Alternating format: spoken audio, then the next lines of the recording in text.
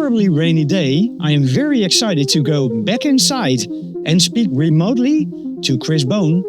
He is the foremost expert on PSR and law and regulation-related issues regarding fraud and fraud prevention.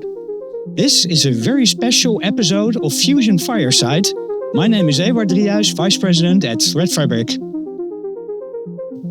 So Chris, how do people feel about the PSR law? Are they excited or are they negative? What do you think?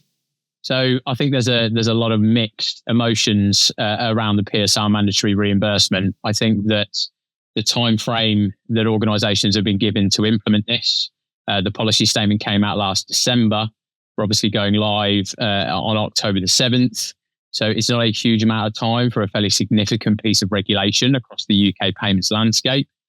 There are concerns specifically around the maximum limits as far as reimbursement is concerned. And we're seeing a lot of that in the press at the moment around whether it should be 415,000, whether it should be 85,000. And there obviously the consultation ended last Wednesday for that. So yeah, I think it's a really mixed bag. There's definitely concerns from the smaller payment service providers, but also as well, those concerns are shared obviously slightly differently from kind of the bigger banks as well. So it's a mixed bag. Right. And so those short timeframes you spoke about, how do practitioners fill those timelines in? What are their top priorities in order to, live in that new world? Yeah, I think considering the way that the regulation has been structured specifically and the fact that the liability split between sending and receiving firms now being 50-50, whereas at the moment, if you're a member of the contingent reimbursement model, which only kind of, the top 10 to 15 banks are, there is a lot of onus on making sure that you have the relevant fraud controls in place, not only for outward payments, but also as well for inbound. So being able to spot mule activity is going to be a key piece as part of this.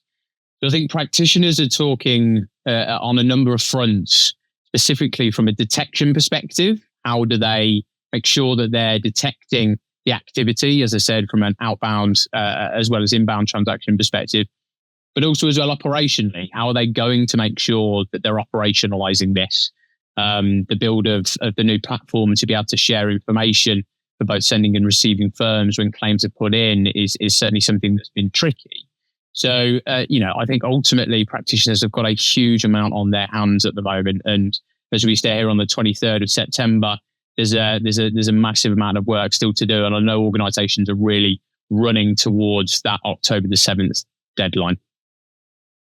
Right. So, and that includes also, purchasing and building new technology stacks. And so what does that entail?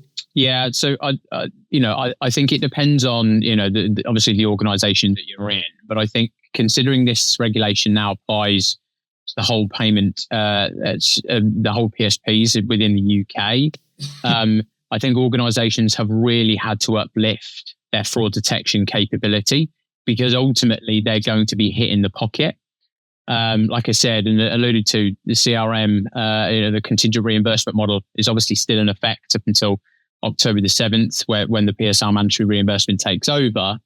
And those organisations have been the ones that have obviously been having to uplift their capability.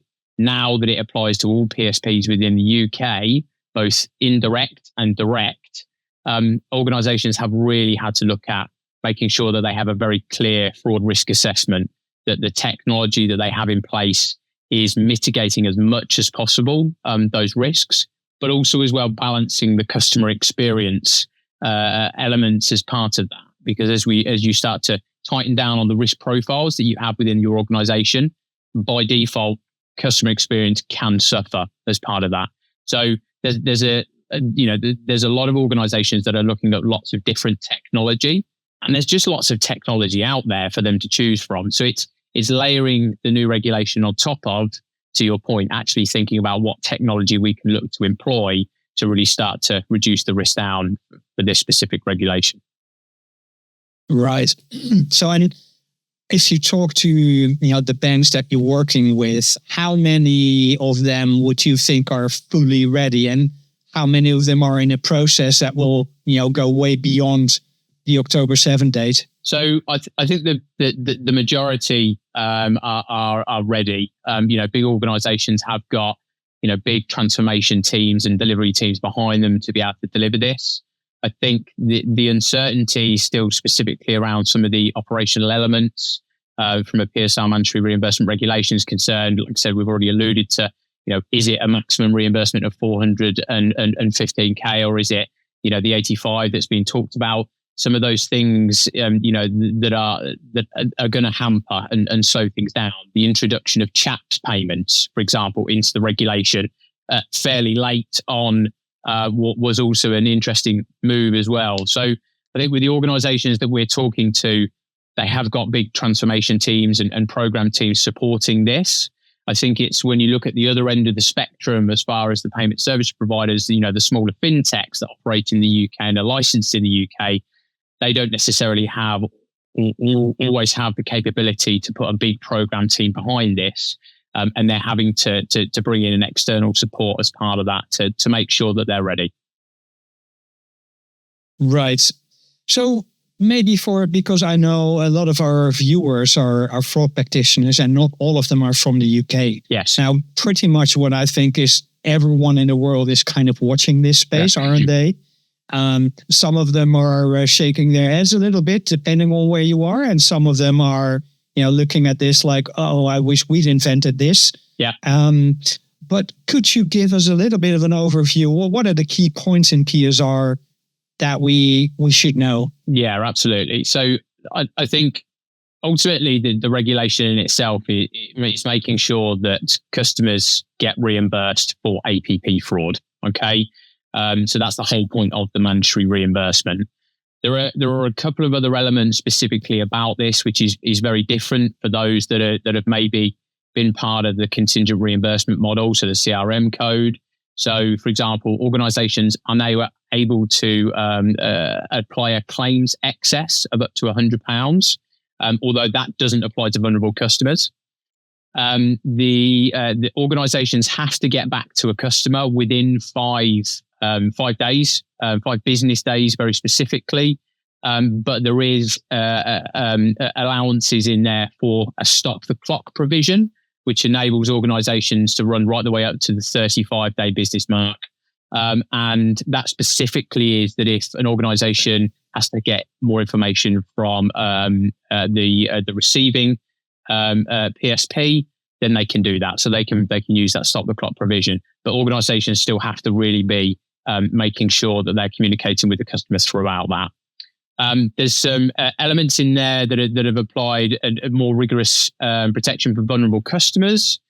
Thinking specifically around, that they are exempt around the consumer standard of caution. The consumer standard of cautions is a really, really interesting one in the fact that PSPs can refuse reimbursement, specifically if the consumer is found to have acted with gross negligence. But actually, the bar for that to be able to hold someone liable is extremely high, and the onus is on the PSP to actually be able to prove that the consumer has gone through several notifications. They've been warned that this potentially would be a scam. So that's going to be really interesting as to how organisations adopt that and what kind of approaches that they take. And I think the last element specifically is the shared liability model as part of that. So there is a 50-50 shared liability model between the sending and receiving PSP as part of that. So that's at a very high level what the regulation entails. And like I said, that's specifically with faster payments, the faster payments network, as well as CHAPS. Right. So and is the scope of the sending and the receiving banks for such a transaction, are they need to be UK banks, right? Or yes, correct. Right. So what will happen, if the receiving bank were let's say a Central European bank? So the regulation specifically doesn't apply. So this is only payment service providers. So it's banks as well as fintechs, like I said, or payment service providers So if it was sent to a European central bank, that wouldn't, or a bank within Europe, that wouldn't necessarily apply as far as that consumer protection is concerned. So if one of the two banks is non-UK, then Yes.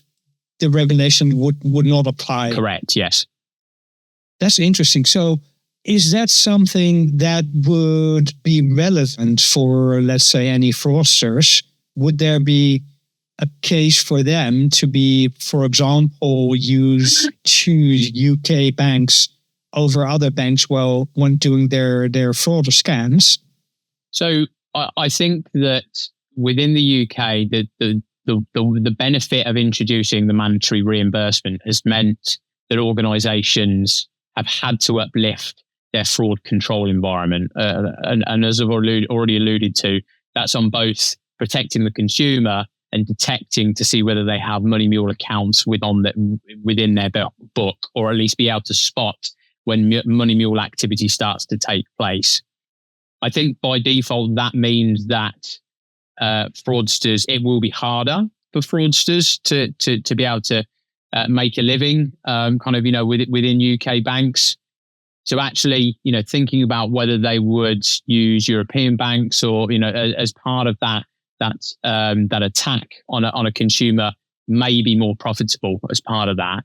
But it's yet to be seen. I think that there's a lot of discussion around what does first party fraud look like very specifically as part of this is concerned. Is there going to be an uptick in the first party fraud rates that are being seen within organisations as part of that within the UK? So I think that there are multiple angles to think of. Like I said, from a third party perspective, I think it is going to be a bit harder because everybody's had to uplift their control environment. The first party element, whilst organisations need to ensure that they have uplifted their controls for that, it'll be interesting to see what attack vectors come out of that from a first party fraud standpoint. That's interesting. So, and first party fraud. So explain that a little bit. Is that a customer who pretends to be defrauded? Yeah, this is exactly that. So you are the first party, so that you're the person that owns the account. You agree with your friend of yours that you're going to send, say, for example, £30,000 through the fast payment scheme. And you then both claim, you claim, the sender then claims that money has been sent fraudulently. You've been a victim of a scam, and it falls under the authorised push payment fraud mandatory reimbursement regulation. Right. Is this something that people you speak to fear as being one of the, let's say, the side effects of this law? So I think there are a couple. So I think the first one that people are really concerned about is the moral hazard aspect as part of the mandatory reimbursement.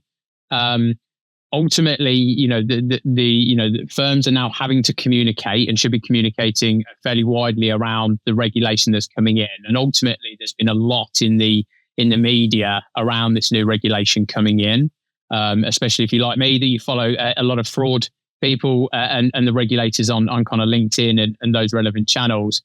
That actually, does that mean that consumers are going to be less cautious when making payments? Because actually, there is the knowledge out there that actually, if this doesn't go right, then actually I'm going to get reimbursed anyway. So there's definitely a moral hazard that people are really concerned about as part of this.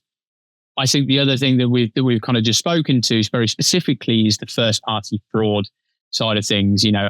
Are customers going to be, for example, making investments in some risky investments that may not necessarily work out, and then going to the payment service provider and saying, I've been a victim, I've been socially engineered to make this payment as part of that. So I think there are a couple of key things that people very specifically are concerned about as part of this new regulation.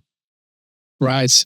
So what do you expect, Chris? Is this something that will play out with court cases and is the industry waiting for the results of those in order to see how these laws are taking effect into the real world? Yeah, I think that there's definitely going to be organisations are going to have to see how this goes. I think that there's, like I said, that organisations have been given 10 months to get ready for this. There's still lots of technical change within the background around, kind of like I said, the portals to kind of raise claims on, and the ability to be able to get that up to the technical specification that is needed as part of that. But I think you're right. I think that organizations are really going to have to see how this regulation manifests itself, be ready, obviously, as part of that. But I think by default, there's going to be tests by organizations specifically around that consumer standard of caution, around holding people liable, because ultimately a payment service provider shouldn't be a backstop for someone making silly decisions, of where they're transferring their money. There has to be, obviously, the more support as far as consumers are concerned for the regulation, because we know that APP is such an issue within the UK market as well as more kind of broadly globally. But yes, I think that we're definitely going to see over the next kind of 12 to 18 months, organizations push that barrier a little bit further. We're seeing it now, right? Where organizations hold someone liable, that it then goes to the FOS, and then the FOS overturn it. So I think there's definitely a lot more to run as far as getting that balance, as far as the like I said, the consumer standard of caution is concerned, to make sure that like I said, organisations are not just backstopping every silly mistake that consumers make. Right. So, Chris, of course, your history is the reason why you know so much about this stuff. Yeah. Is that you've been working in finance and anti-fraud for a long time, haven't you? So how does one become the go-to expert on this subject? So it's, I think, like you said, I've kind of been in industry for 14 odd years now. I've done a variety of roles, and that was kind of, when I entered the industry, it was very much a job that I thought, I'll only be here for kind of 3 to 6 months. And that was specifically taking phone calls from victims of fraud, as well as declined transactions. So fraudsters would try and socially engineer the fraud contact center into fooling you to release those payments. I think, being in the industry and kind of spending such a long time and doing a number of roles now is giving me a really broad view as to kind of the end-to-end fraud risk management and ecosystem should work. And I think ultimately, as part of my role now, I have to be absolutely up to speed with all of the regulations that are going on, both the ones that are coming into effect shortly, but also as well what governments around the world are thinking about as far as kind of some of those consultations are concerned, whether that be for APP fraud, whether that be PSD3 and all of that type of stuff. So I think it's a combination of having that industry expertise, but also as well spending the time now to really think about what that regulation's coming down the track and how it can affect organizations. So does this help you that you actually spend time on the phone with actual victims? And does it help you in understanding the process better and helping your customers? Yeah, I think it really brings a practical experience lens. I think, as kind of, the beauty of kind of consultancy is that if you can bring that practical experience to someone to say, yes, I remember either implementing a new system and, these are the mistakes that we made, and being able to have that conversation with, either heads of fraud or, kind of fraud teams as part of that, really brings, I suppose, a level of experience that they can relate to. I suppose it really brings that perception of actually, as an organization, we can bring that expert level of knowledge as far as that practical, how to practically apply that. So yeah, absolutely. I feel lucky that I kind of had that experience, like I said, 13, 14 years in the industry before moving into consultancy. And like I said, I think that brings real benefit to the customers that we work with. Yeah. So, of course, previously you worked for, individual banks, and right now you're doing consulting work for multiple different customers. Yes. So what's interesting about that? Perhaps you can tell us a little bit about Plenitude Consulting. Yeah. So my role as the head of fraud at Plenitude Consulting. So we are a niche fraud and financial crime consultancy firm. We've been going now 12 years. It's over 12 years. And we, like I said, we specialize in that end-to-end fraud and financial crime risk management. So that's right the way from advisory, transformation through to, kind of data and tech implementations as part of that. We're really proud to be on the skilled person, so the Section 166 skilled person panel, specifically for financial crime. And like I said, we bring a practical level of experience as part of that. So, and in that experience is now working with multiple different customers. You have that visibility over multiple different financial institutions and banks and so on. I'm super interested to understand is how are you seeing the APP and fraud and scam landscape? How is it evolving, and what do you see is going to be the next big trend, maybe even in relation to the PSR laws? So I think, working with multiple customers gives me the ability to have a really broad view on what organizations are doing, really bring what is best practice, kind of cutting edge techniques as part of that. What we're also as well doing is we're partnering with a number of organizations, technology firms, specifically to work with them around cutting edge fraud detection techniques, and then being able to bring that to the customers that we work specifically to. I think that, kind of for me, the next big trend that's on the horizon, and I think organizations as part of this have had to, I suppose, uplift their capability as part of the mandatory reimbursement. But there's going to be a huge amount of focus on fraud operations. So, I'm probably a little bit biased in the fact that I started off in a fraud operations team, like I said, taking calls from customers. But I think the fraud operations teams are now really kind of coming to the front of how important that end-to-end fraud risk management lifecycle is. They've obviously always been really, really important, but I think now the fact that you can have the best detection systems in the world, the best rule strategies, the best technologies, but if your operational teams are not having the right conversation with customers, specifically around, a really good example of that is break the spell teams that people have introduced, as part of that. Those conversations are being seen as so key that actually the fraud operations colleagues are now getting a lot of support, a lot of education, a lot of training. And I think that's only going to increase because as technology gets better, and the detection capabilities as far as fraud gets better, it just starts to, again, really focus in on the colleagues that are dealing with these customers, having the right conversations with them, being able to talk them out of making payments if they believe that they are a victim of fraud. Right. So, and from a criminal perspective, from the let's say the modus operandi perspective, what are you seeing there?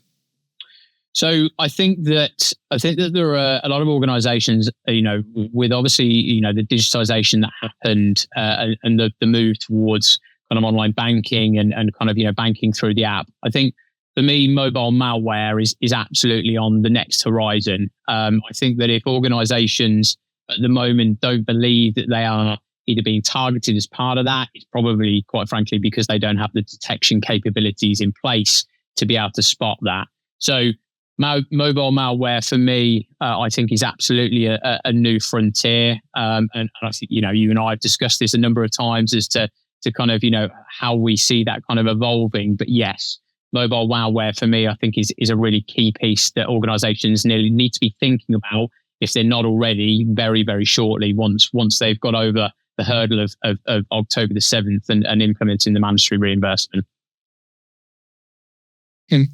Understood. So, and what does that mean for the PSR? So, is the PSR going to be, let's say, a next plateau where we're going to be at, and from there it's going to be up and beyond?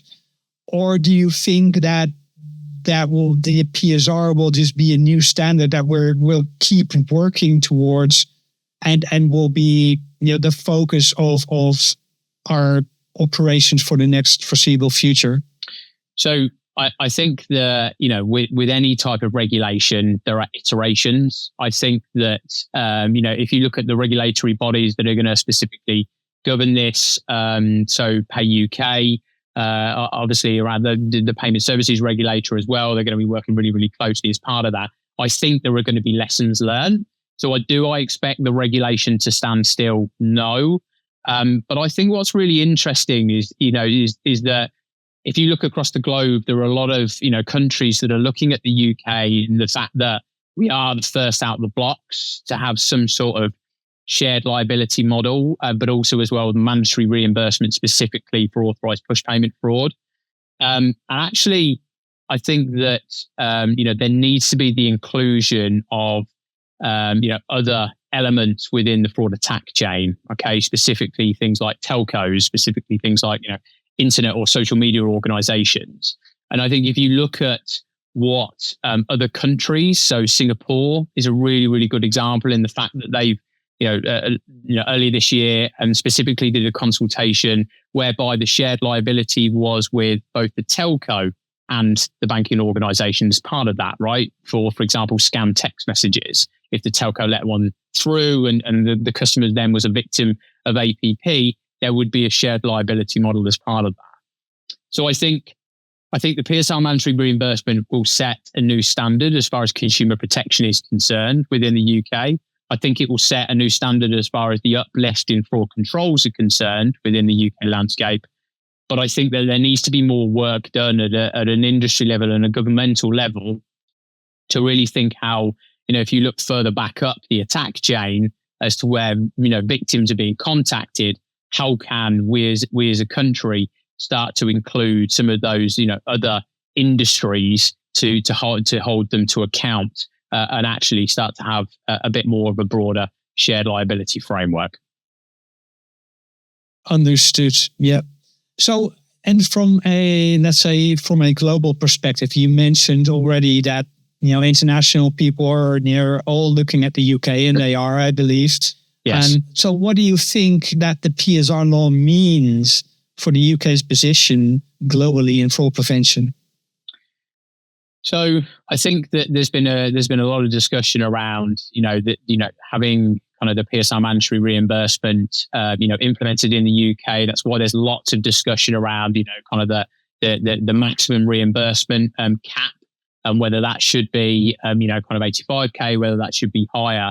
I think that there's certainly been concerns as to whether that will stifle innovation and stifle kind of some of the smaller organizations or smaller PSPs entering the market.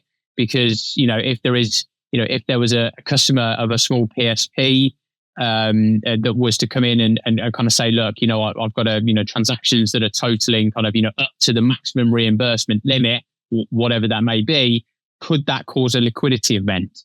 And would that then stifle innovation and growth within the payments landscape? I think that, but on the flip side, I think that, like I said, organizations have had to uplift their controls from a fraud detection standpoint. So there is absolutely, specifically that, the onus has been put on payment service providers to uplift that. But like I said, I think that the regulation doesn't go far enough as far as that shared liability is concerned to take into account organizations or industries that are further back up that attack chain that, really need to be held to account as far as their controls as well. Right. So for anyone watching this space from outside of the UK, what would you say to them? So I think that for me, certainly what we're seeing across the globe is that by default, I think, regulation specific to authorized push payment fraud is coming, dependent on, the region you're in or kind of the country you're in. Like I said, I've already alluded kind of, to Singapore. Australia is doing some fantastic work as part of that as well. I think that it's coming, wherever you are kind of within the world, regulation is coming. And I think that, the organizations that operate within those regions need to really think about how they're uplifting their controls, how they're protecting consumers from authorized push payment fraud, and working, kind of from an industry perspective, as far as collaboration is concerned, to make sure that they are able to shape the regulation that is going to come, down the track as part of that. So I think it's really thinking about, your fraud detection capabilities, really thinking about, kind of your customer communication and how you're educating consumers, to prevent them being victims of scams, but also as well working with, with kind of industry colleagues as well as kind of governmental, and regulatory bodies to really shape and try and shape those regulations, like I said, that are definitely going to come down the track.